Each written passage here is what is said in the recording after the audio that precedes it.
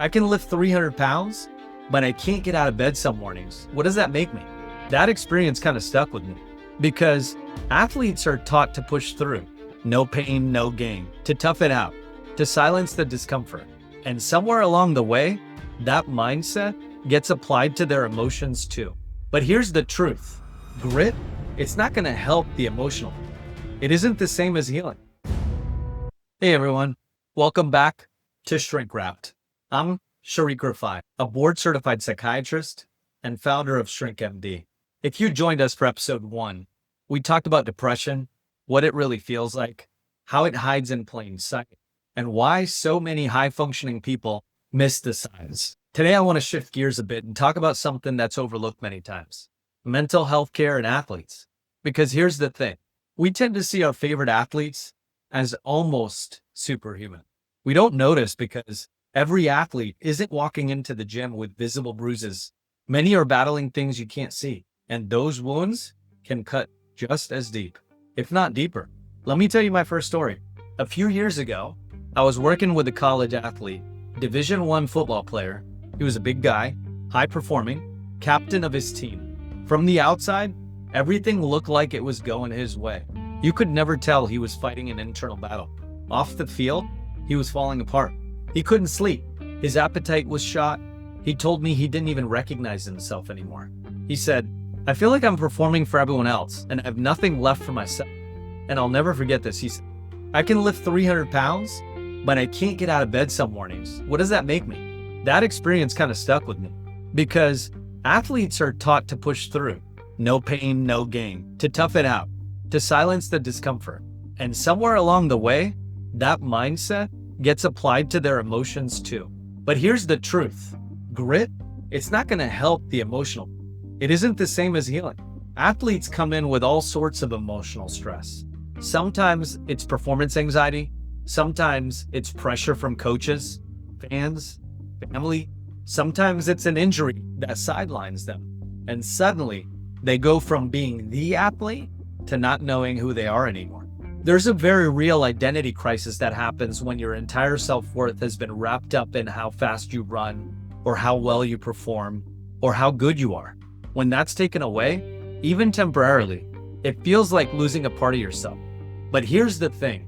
You don't have to be an elite athlete to feel this. I've seen this in weekend warriors, high school players, former athletes trying to figure out life after sports. It's about the mental role of performance, of identity, of pushing through pain instead of sitting with it. One thing I wish more people knew is that athletes aren't immune to mental illness. In fact, the rates of anxiety, depression, and even suicidal thoughts in athletes are comparable to the general population. Sometimes they're even higher because they're less likely to talk about it. Why? Well, because they've been taught that asking for help is weakness. That's the culture. And honestly, that myth needs to go. I've worked with athletes at every level, from local talents to NFL players, and across the board, the most successful ones, the ones who find peace and balance, are the ones who recognize that mental fitness is equal, if not greater, than physical fitness. It's all connected. A lot of times, when people hear sports psychiatry, they think it's only for big name professionals, but it's not. Sometimes it's as simple as helping a college swimmer manage panic attacks before races, or helping a young basketball player cope with body image issues or expectations they apply to themselves. It's about understanding the unique pressures athletes face and helping them build emotional flexibility, not just physical resilience.